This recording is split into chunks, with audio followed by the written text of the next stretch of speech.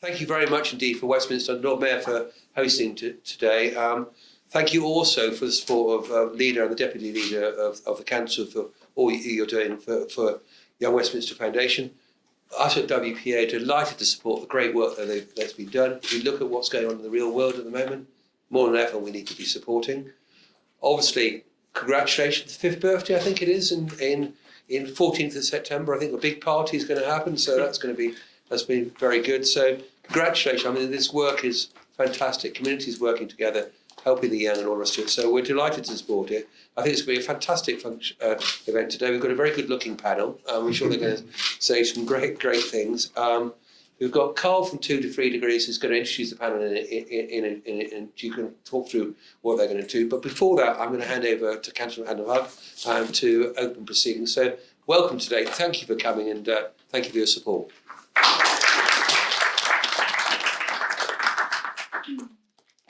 Thanks so much, everyone, for coming here today, and thank you both to the WPA and Westminster Foundation for putting together this event, which I think speaks to the heart of what our Labour administration wants to achieve here in Westminster. Our city is sometimes seen as one of two halves: immeasurable wealth in many parts of the city and some of the worst deprivation in the country, both in a number of parts of the north of the borough, but also smaller pockets in Pimlico and elsewhere. And this can affect everything from health and life expectancy to the local environment that people live in their day-to-day lives and the quality and accessibility of basic services. The opportunities for better social mobility in a city like Westminster seem obvious. And in fact, they're almost better than any other part in the country. So it is shocking to reflect on the fact that for a long time, inequality across the city has been getting steadily worse. Too often, dots are not being joined up, people are not being made aware of opportunities that exist and not being supported to take them. And as a result, too many of our young people are missing out.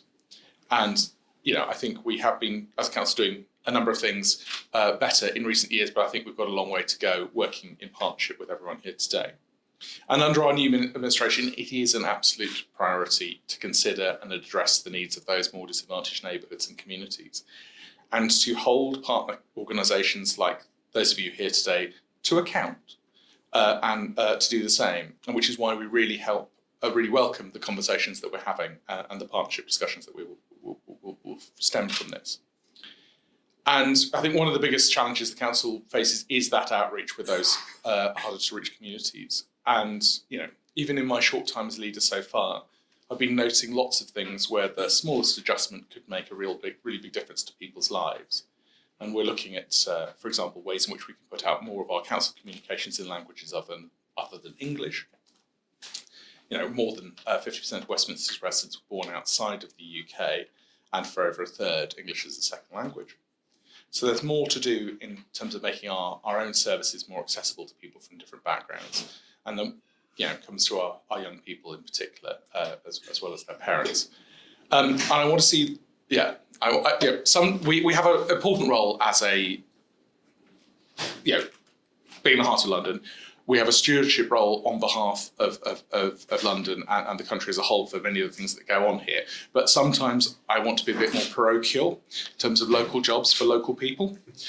And I think there is lots of ways that we can work as a council with you to do this better. I think there's a real job of work around green jobs, making sure that we can accelerate our retrofit plans, scale up the green economy to create local employment and training opportunities. There's a real skill shortage in the market at the moment, and we've got young people who want to go into fulfilling careers in the green economy. And I think there's a join up that we are already doing work on but can do better on.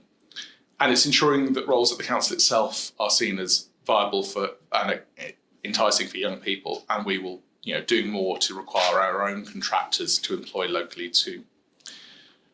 We will shortly be kicking off formally the Future of Westminster Commission, which has a review dedicated to tackling some of the issues around fairness and equality, being led by Karen Buck MP.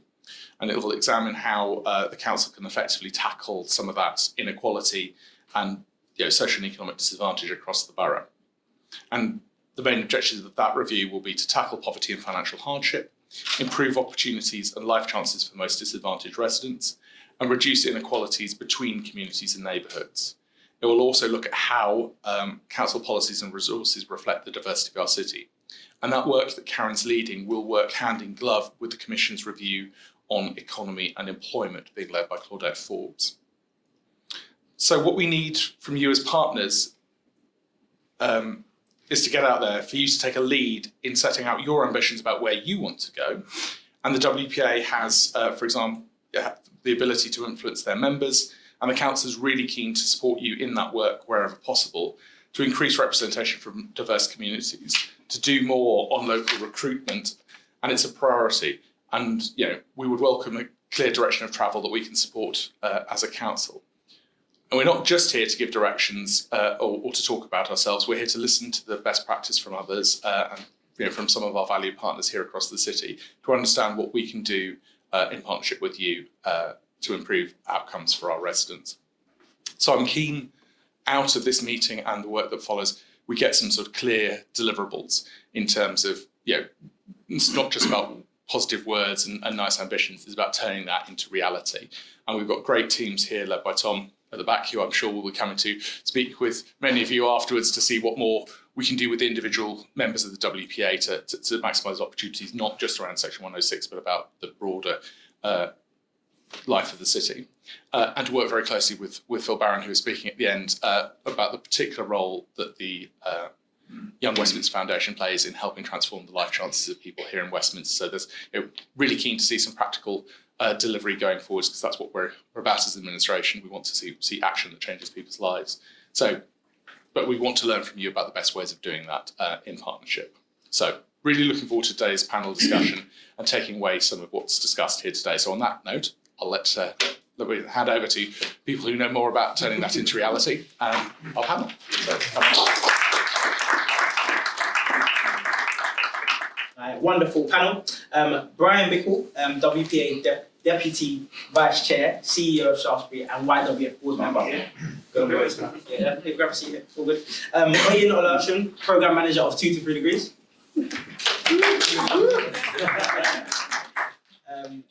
Councillor Tim Roca.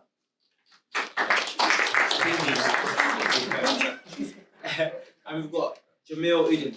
Cool.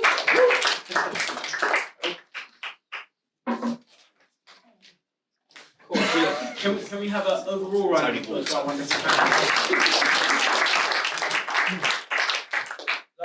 Lovely. All right, cool. We've got a whole bunch of questions. I'm hoping to be able to get through all of them, and I'm hoping to also have enough time to invite 2 questions from the crowd at the end, if we've got enough time. But Charles is sitting right here, and he's going to give me the timer if we are running over time. So I'll try my best to get through as much as possible.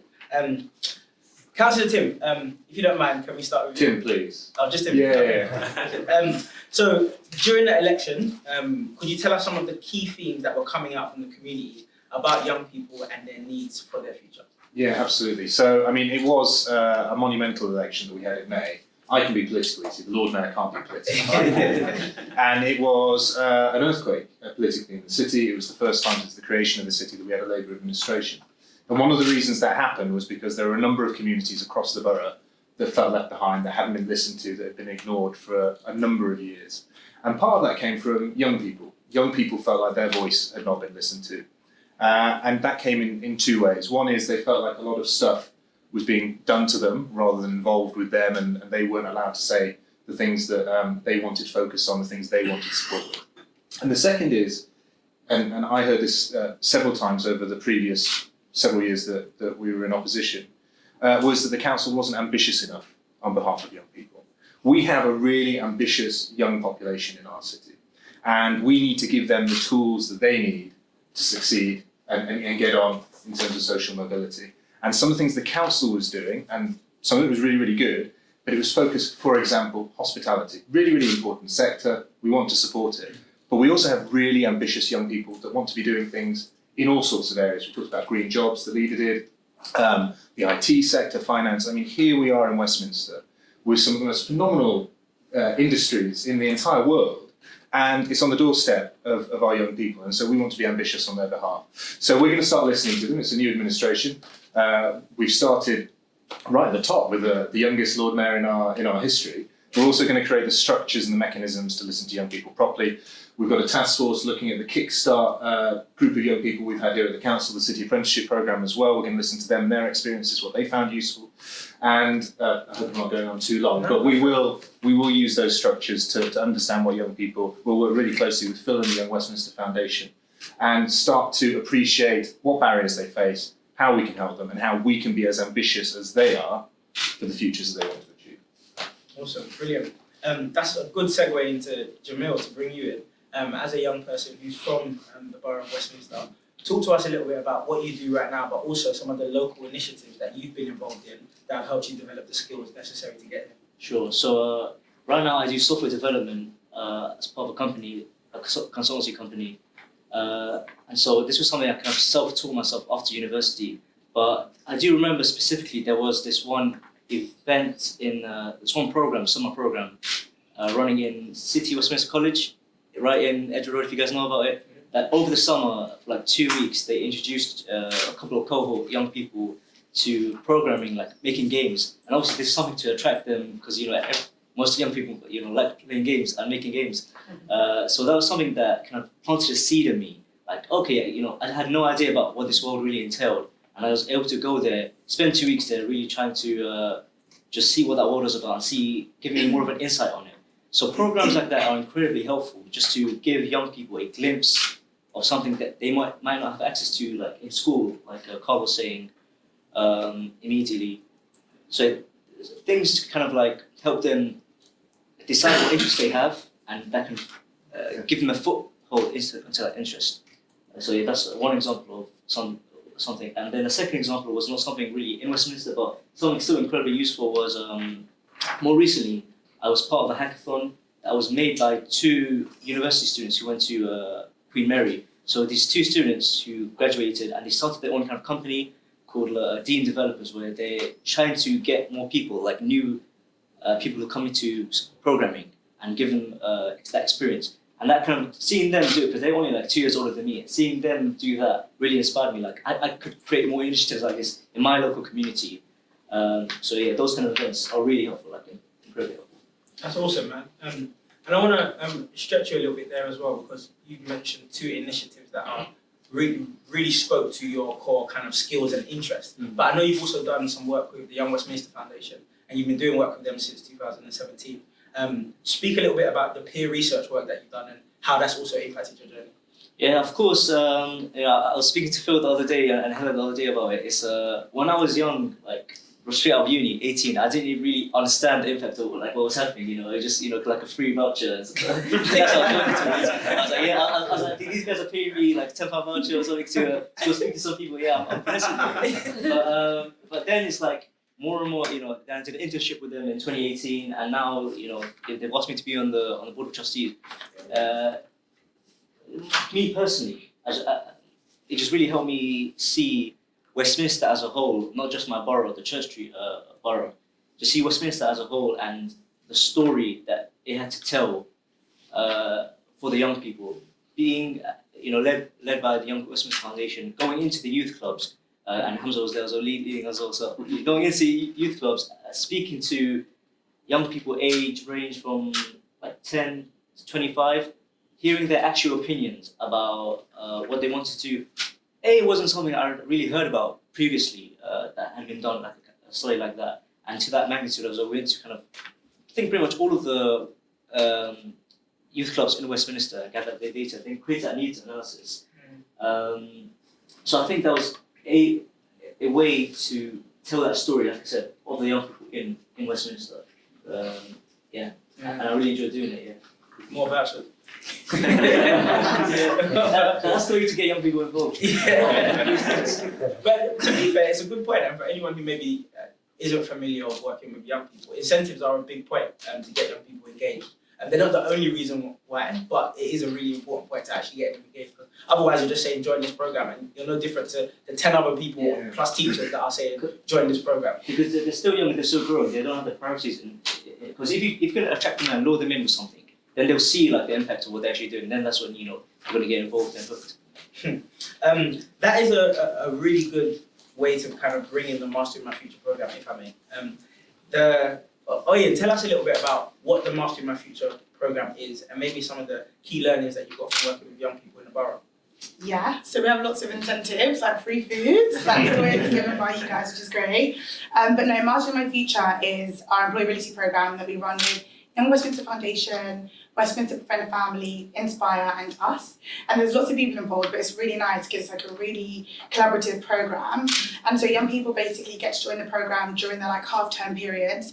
And then they come to workshops and we do that with you guys. So you guys open your doors and we go to like, so in the summer we're going to Vodafone, the GPE, the Crown Estate, HSBC, like all these really cool employers that you would never do in your summer holiday. And then when young people join, they also get a mentor for 6 months and they also get work experience.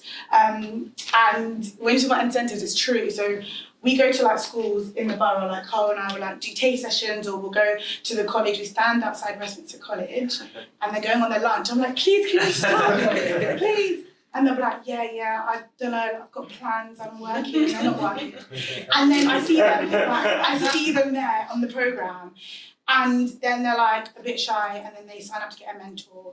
And then in like a month's time, they do work experience.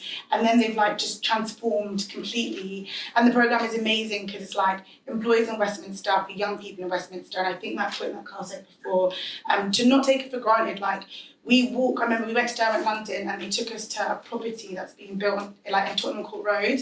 And they were literally like, what are you talking about? They were literally like, how is this real? Like, I walk past here all the time. I go to McDonald's here all the time.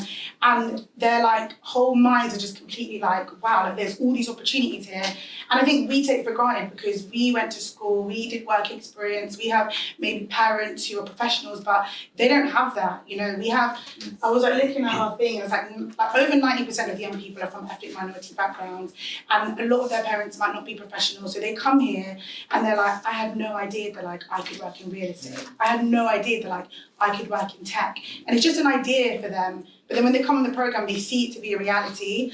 And it's so fulfilling. And it's nice when you guys in the room, honestly, you say yes, because you're not just changing that person's life. I was thinking about this like yesterday, like if that young person can get a job, then they change the narrative for their children and they change the narrative for their children's children. It's not just for like them. It's not just you being like, oh yeah, fine, like today I'm having a meeting to like what? No, like you're really impacting the lives of like children and how they perceive themselves. One of the boys, he stayed behind, went to Derwent, London, and he stayed behind for an hour. I was like, you can go. And he was like, I cannot believe that you could work in property. Like and he's doing his work experience now with, like, is it Shaftesbury? Yeah, he's doing his work experience with Shaftesbury in like 2 weeks' time. And I was speaking to his sister and she was like, thank you so much. Like, his sister, like his parents could never have given him the opportunity, but you guys did, and that sounds really cheesy, but it's true. Like, his parents couldn't give him that, but you guys did. And so the programme is like, it's so good, it's so fulfilling because it's everyone involved. It's not just us or the mentoring, it's you guys, it's, you know, the lunch that we give them, it's the vouchers, it's the free pizza, it's everything. And everyone in the borough is so involved, and that's why I think it's like such a good programme. You're going to have a brilliant time at Shaftesbury. Really better, doesn't need a voucher. Great. I love that. No, that's brilliant. That really paints that picture.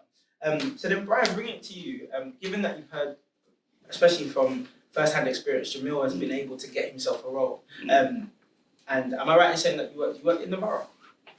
Yes. Yeah, so the role that you got is also in the borough as well, and we're obviously working with loads of young people from the borough as well. So then for yourself, what challenges or barriers have you come across to attracting and retaining young people from like a diverse mix of backgrounds? I think the biggest challenge here is attracting, really, because young people don't know, particularly if they're from backgrounds where perhaps work is not as regular as the world we grew up in. Parents don't push them or don't have the aspiration that perhaps we were given by our parents. So it's a very different starting point. And, you know, you look at how young people see the world of business. I think they're sometimes quite cynical about what goes on in businesses. And, you know, if you watch 4 seasons of Succession on Sky Atlantic, you wouldn't want to go anywhere near it, but life's not really like that. So it's breaking down those barriers, I think, really. So perception, and particularly coming on specifically about real estate, we are still a bit of an anonymous sector. It's our own fault, really. It's always been very inward looking. I'm not a property person or surveyor by background, and I sort of came into it. But it is often seen as inward looking. It doesn't really serve the community. We're creating the built environment everybody has to live in. People don't think about where buildings come from until you take them out and show them that there's lots of different skills and professionalism that come together, particularly in these days, to make real estate work. So there's a huge amount of opportunity there. It's just breaking down that barrier. It's a shame really, because as Adam said, this is the sort of donut borough really. You've got this vast amount of business in the centre of the borough. And you know, we're all there, we all work there every day, but a lot of people don't appreciate what goes on outside that little bit of the borough that they actually see. And I think that a lot of the work that WPA is doing, and do more of even, is to get people to realise there are issues outside of the West End. It's not all about the West End. And WPA members have a real entree into business, because even a business like Shaftesbury, we're not the biggest property company in the West End, but we've got over something like 1,000 commercial businesses here, so all sorts of shapes and sizes.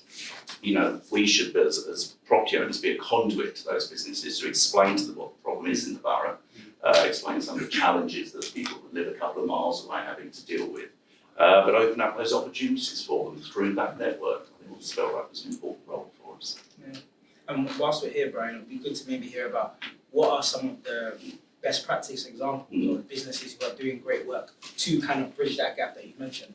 Yeah, it's well, I say we've done lots of things ourselves really within Shaftesbury. We're not a big group of people, but we did coming up to shameless adverts for Young Westminster Foundation now. We tried lots of things ourselves, and we were never quite sure what we'd achieve. We did things in a very well-meaning way, but we've learned a lot of being engaged from day one with Young Westminster Foundation, what we could do on our own, but what we could do by helping the Young Westminster Foundation do more. I think that's really important. So it is about engaging young people, and there's all sorts of ways of doing it. My colleagues are, dare I say, working with the Young Camden Foundation as well. On just to keep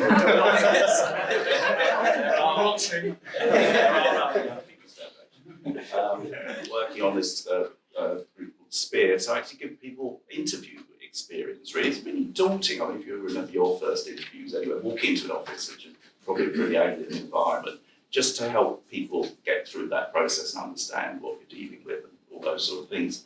And choosing tenants, well, you know, we are sort of a reputation for trying new businesses, giving people a chance, using vacant space, pop-up space, not for American Candy stores, but some really good causes that you can support, but also giving young people an opportunity. Some of this can be through people like the London College of Fashion, where we're helping students there.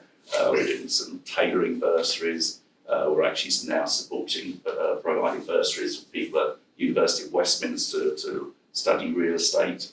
So there's lots of things businesses can do. But I do think as well that everybody in this room, I'm sure, is doing lots of good things themselves. What we need to remind ourselves is we need to share the best practice there. This is not about some corporate ego and I'm doing this and I'm better than you. It's what we can do to help those people, and better together is really a truth. Love that. Sometimes I like to call social mobility is like a fancy word just for like raising awareness and changing people's perspectives. So Tim, for yourself then, what have been some of the biggest barriers to improving social mobility in Westminster? And have you maybe got any challenges that are unique to the borough?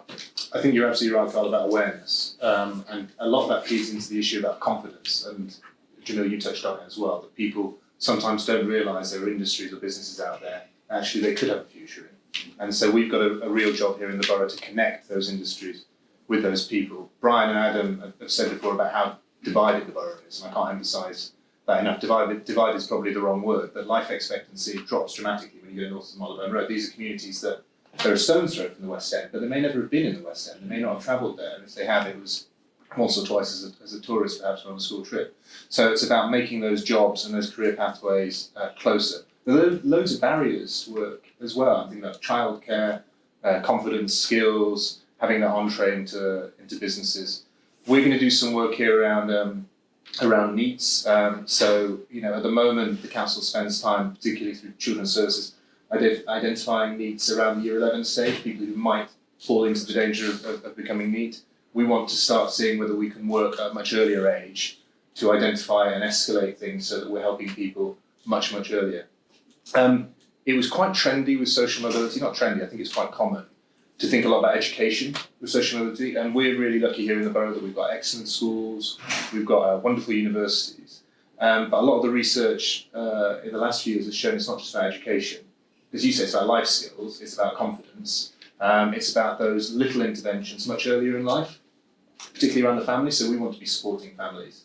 And the backdrop, I don't want to be depressing about it, is of course that things in terms of children eligible free school meals, that's going up.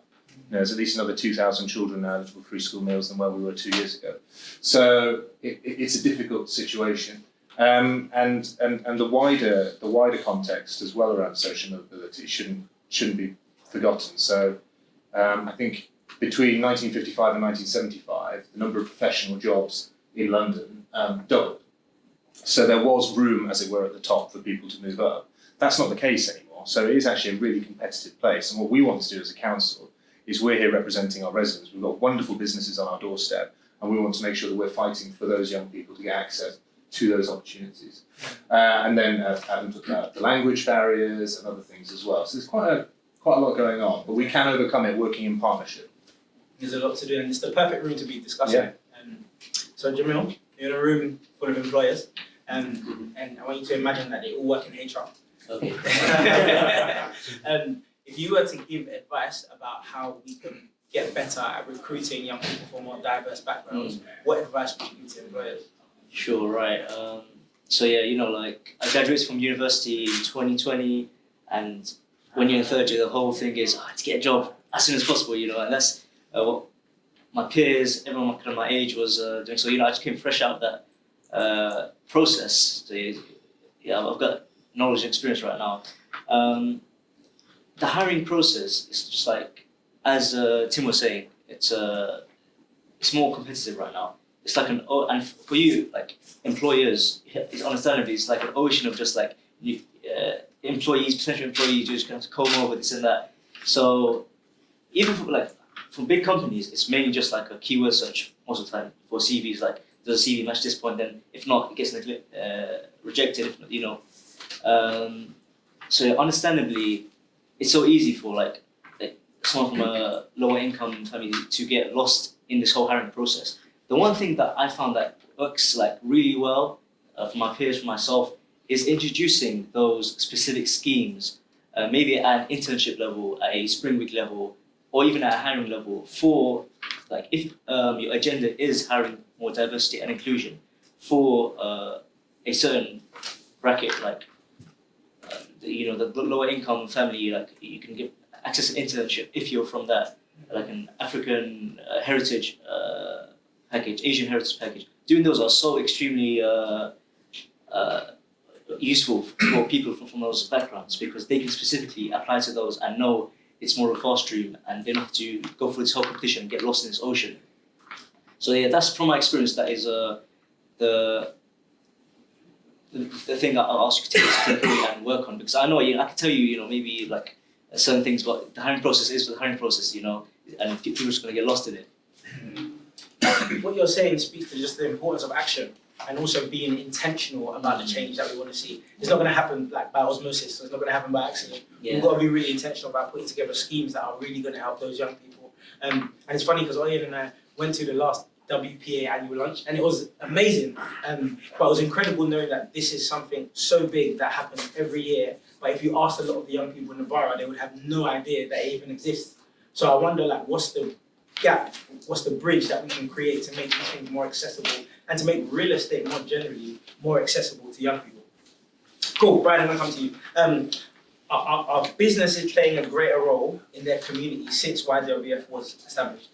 I would say definitely, yes. It's, we're 5 years in now, Young Westminster Foundation, and it's picking up a momentum now. There's an awful lot more to do. We're just learning about the things that we could be doing in a world that is actually become more challenging for young people trying to find a start and trying to find a way through.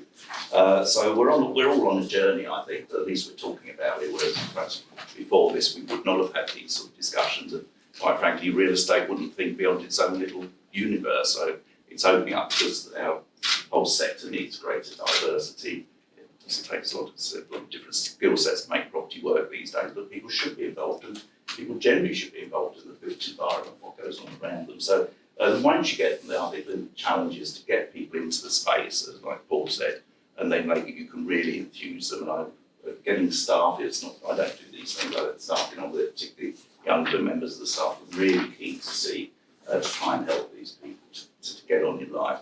We've got a great Next Gen committee here. We've tried to take, during the summer, we tried to take a group of people, explain to them what real estate is all about. There's huge barriers here to break down. But we're starting. It's a journey, really. But as I say, collaboration is everything, really. And we can work with our occupiers to find opportunities and work with each other. And the other thing that always fascinates me is that, we've got some really big businesses based here in West End, international businesses, and they do loads of stuff all around the locations they're in, but they never think about here. They never think where the office is because they just don't see the problems. And they're the ones that have huge resources to throw at it. So I think we've got to tackle that market as well. Well, stay local. So stay local, think local. Stay local and think local. I've got one more question for you, Oyin. Have we got time to get 1 or 2 questions from the crowd? Yeah, we've got about 10 minutes. Cool, brilliant. So Oyin, we've heard loads of things about the importance of social mobility and the reality of what's going on in the area, but we've also got bums on seats in the room because people want to do something. What can the people in the room do? How can they get involved in Mastermind Future? Reply to my emails. Join the Young Westminster. There's so many things, like on the programme specifically, even though, yes, you can be part of the CSR team, be part of the sustainability team, have 25 young people in your offices, but you could be a mentor, you could sign up to the Westminster Friend and Family and be a mentor. You can offer, you and your department can offer work experience. Like, I just think, and I put it on LinkedIn before, like, youth work, like, you don't have to be a youth worker to, like, get involved with youth work. Like, you guys can just say yes. You can be a mentor. You can be a mentor for 6 months. You meet that young person once, online, a week, and you ultimately, like, change their life. Like, it's just that person and you in that room. And I think, like, just, yeah, honestly, like, responding to emails, I know it's a bit daunting, being like, oh, can you do a work experience for a week? But we have amazing partners with the programme that support you guys doing that. So they do the risk assessments, they'll come and make sure that everything is okay, they'll help you, like, create a project, and all you have to do is really just say yes. I think, yeah, someone, maybe Tim was saying it, that, like, we all have so much to offer young people. I think so many people feel like they have to be really skilled. You don't. You just have to literally say yes. Be like, all right, cool, I don't know what it'll look like, but let's have a meeting. Let's see what that will look like. Because on the programme, there are so many ways, it could be being on a panel like this. We have, like, little panel events. It could be just coming in, cancelling a meeting and coming into one of the days when when you're hosting us and talking to young people. But I just think it's not thinking that you can't do the work, like you can. Because yeah, you guys, and I said it, we have an advert for Mastermind Future. And in the advert, I said, everyone has a story to tell. Like, how you got into your job already makes you really, really valuable to a young person because you're where they would love to be. That's it. That's all they really want to know. And I think anyone in this room and any one of your, like, staff could be a part of the programme and all the other amazing stuff going on in the borough as well. So yeah. Awesome, brilliant. And I want to take some questions from the room. We've only got time for 2, but Yeah. 1 or 2. Cool. Questions? Please do open. The other thing that Oyin didn't say is that you can also open your wallets. That's a big part as well. All of this talk about social mobility is great, but it has no teeth if we don't actually put money behind it.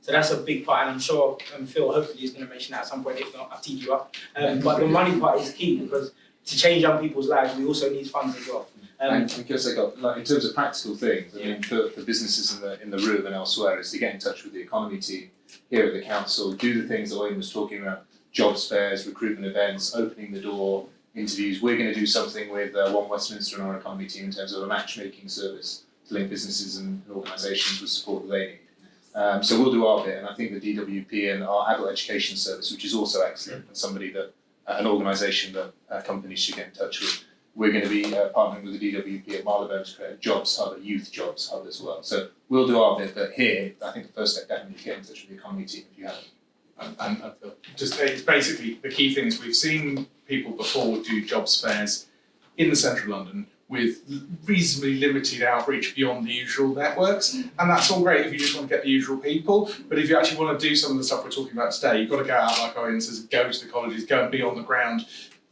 hold your jobs fair in that college. So it's just taking the opportunities to the people and finding different ways to engage and include them. So sorry. No, that's excellent. That's good. Questions. Otherwise, I'm going to pick on someone. Yes. Well, it's more of a statement than a question. I'll start off with, Adam's had a word in my ear, and we'll definitely host a table for cohort of Young Westminster Foundation at the next annual lunch. I was thinking of it when you were talking, it was great that you guys were there last year. So I'm going to ask you a question first, is what did you make of, on the lunch, what do you think the young cohort will make of it? And is there something we could maximise the opportunities for them at it? Wow, such a good question. I'll go first. Yeah.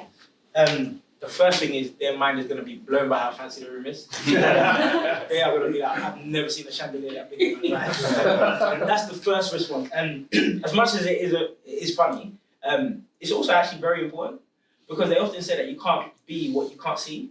So there is also that element for a young person at 14, 15, 16 years old saying, I've actually been to that building, I've been to that event. It's possible, I know that it exists now. And one of the key things that we do is whenever we ask our young people from Mastering My Future to attend events, we also challenge them to do the networking that we've just upskilled them in. So their challenge is to also leave with business cards. So the other thing for them would be getting over the daunting idea of going to speak to someone. That would be super, super key for them. And I think the final thing from my part would be, for them, real estate and property doesn't really mean anything. I think a key thing for them would be to make that real, to get an understanding of why real estate is important, why property is important, what does commercial property mean, why are all these changes happening in my local community, and why am I not being consulted about them? Where in the system do these changes get decided, and how can I be a part of that system? And I guess we're kind of welcomed today by someone who chose to not just sit on the outside and watch the system make changes, but actually to become a part of that system. Hopefully we can get more young people to do the same. There's something beautiful about going to an event like that, and then maybe in years to come, being there, being asked to be there, being asked to be a speaker, for example. So yeah, I think those would probably be my key things that young people would take from it. Yeah, I agree, and I think also something in making them feel welcome in that space as well. So yeah, like it would be great if they had a table, but then if there was a moment where like people could like go up to them and speak to them, like that's been part of the agenda. So they know they're like, tell them to network, but even I found it so nerve-wracking networking in that room. We had like a little competition of how many people we talked to. Or something like that. Yeah, do you know what I mean? And like actually people going up to them and networking with them, that would be really nice. And there's also the thing around that there's lots of members who want to do the right thing. Some of them are larger than others. Some might not know where to start, or they're doing smaller bits and think, oh, we've done that. There needs to be sometimes to simplify the process, which is why I think we've been sort of keen to work with Young Westminster Foundation to create those links and just make it really easy for them, particularly when they're passing it on to, let's say, Brian has 1,000 smaller businesses which are they're sort of occupiers his brilliant buildings. But a lot of them are really small and they're busy and they're struggling to keep a business going, and as well as a bit larger ones. And it's about making it as easy and simple to that hand-holding aspect you mentioned. Like we were, we wanted to do the right thing, but it's a skill set we don't have. As a small business, you can't recruit that sort of thing. And I guess that's why the partnership approach is so important as well. Rather than you trying to figure out something that you don't know how to do, working with the likes of YWF, Mastering My Future, to figure out how to do it. Great. Paul. I'm chairman, as you know, and that means I can overrule my CEO. Yeah. I think it's all about listening in the world. We've got our dinner coming up in November. I know 1,100 people in the audience are desperate to hear me speak again because I have a massive following. But can we get you to come talk for 5 minutes? No, I'd love to. Why don't we hear a different voice for once? What we can do collectively together, all right? We're doing a lot of stuff in our organisation. We're enriched by it. We learn, right? I don't want my industry to look like Brian and I. Most of our lives, because we live in a a wider community. So I have a request, and I know my CEO will say, oh, we've got time and all the rest of it. But why don't we hear from different voices? We had a fantastic speaker at the dinner a few weeks ago. We got Mark Pollock to come and talk, and he actually talked about a different subject and talked about disability. He managed to not only go blind, but he also managed to break his back and go in a wheelchair. So as he said, he's collecting disabilities. But he was a brilliant speaker, and for once we didn't have a property person speaking or a business person. We spoke about someone who experienced different things in life. So Carl or whoever, and I might just insist on it, Charles, why don't we get a different speaker to come talk a little bit about what you do and what, get it a bit more collective. What do you think, Deputy Vice Chair? Oh, I'm for it. Yeah, most definitely. If I can represent the voice I think it'd be a really great idea to come and just listen a bit. I will have a stopwatch, so you won't be able to talk. Yeah, definitely. I might need it. I might need it. Yes, because I'll be doing this. Yeah. All right, but why don't we just try and, because I think one of the messages I'm hearing is we're all doing lots of stuff, but are we doing it collectively? Are we sharing best practice? And are we, or why do we do it from a positive, embracing point of view rather than, so let's try. Is that all right? And we should do we always do a sort of, you would have seen when you were the film setting scene. But let's sort of, work with Phil and Helen and the team and work with you guys to show a bit of the work you're doing, which will be a nice intro to sort of taking the stage and speaking about what's going on and some of the initiatives the council's pushing forward. I think that would be a nice segue into it. So there's a world beyond the West End. Great. It's more of a stitch up. That's fine. No, that's fine. That's brilliant. you don't charge, do you, Carl? I didn't, but let's see. Cool, brilliant. Can we have a massive round of applause for our panelists?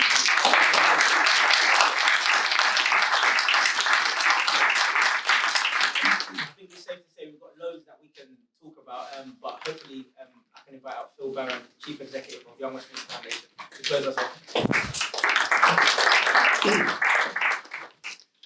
Thanks, Carl. Just want to say what a wonderful discussion, and I actually feel a bit emotional today because I think Brian talked about the journey that we're on. And when I think back 5 years ago when Young Westminster Foundation started, it was just me and Hamza in a room thinking, how do we start this charity? How do we respond to this massive challenge that we've got? Hamza came up with the idea of let's go and speak to young people, went out offering vouchers. We got Jamil on board, and now Jamil's sitting up here. And when I invited Jamil to be a trustee recently, he asked what does that involve, and I explained that it involves being my boss. He quite like that. So it's quite a journey, and it's all been around collaboration. At the beginning, we had a desperate, urgent situation because youth clubs were closing. So we had to go out and get funding in, and some of the organisations that started at the beginning there helping us were Shaftesbury, were Landsec, Howard Walden Estate, Great Portland Estate, and great that you're all here today and stayed on this journey with us. So Young Westminster Foundation's vision is for all young people in Westminster to grow up healthy, safe and happy for the best opportunities for brighter futures. And we do this by creating opportunities. We coordinate programmes through our 120 member organisations. So if you haven't already clicked on, a bit like the WPA, we are a membership organisation, and all our members get supported through us, through grants, through investment, through us driving up quality, through us coordinating programmes. And as Jamil explained earlier, our work is led by the voices of the needs of young people. So we do this through our group of young ambassadors, through listening to young people, through our needs analysis. And I'd really like to thank Jamil. Thank you for coming today and giving up your time. I know that you came in with a few days' notice, so it's been great. Our work centres around themes such as mental health, emotional well-being, youth employment and youth violence. And I'd like to thank Carl and Oyin for coming along, Carl for facilitating the session today. I think you've seen in action how some of our programmes work. And if you haven't seen how Carl and Oyin can inspire young people, inspire adults, then that's great. All our work is centred around cross-sector partnerships, and we've been very clear on that at the beginning, that to respond to the challenge that we've had, it's needed a collaboration between the local authority, Westminster City Council, between the voluntary sector and also the businesses in the room. And it's been really good to hear Tim and Adam today talking about the issues in Westminster that I've been banging on about the last few years, and some of the businesses, it was new to them a few years ago when we talked about those inequalities and which are quite stark in Westminster. So really kind of raising the profile of that narrative is really helpful to us. So thank you for coming along and collaborating today. And already in the last few months, we've been moving really quickly and responding to the new challenges of getting the funding out there. We've got a really exciting summer programme of activities starting in a few weeks. I'd like to thank Charles and the team at WPA for putting this event together at quite short notice. We've come together within a few weeks and it's been really good coming here today. As Paul mentioned earlier, we've got our 5th anniversary party coming up on the 14th of September, and I'd like to invite you all to come along. we've got a big room at the National Gallery down the road, and that's an opportunity to celebrate our work. But as Carl said earlier, all our work requires investment. Over the last few years, we've gone out and fundraised, and we've been able to give out over £1 million in grants. And we want to grow that and respond to the needs and the challenges which are going to keep growing and growing with the issues happening in the economy and socially over the next few years. And working very closely with the Lord Mayor on the fundraising opportunities coming up.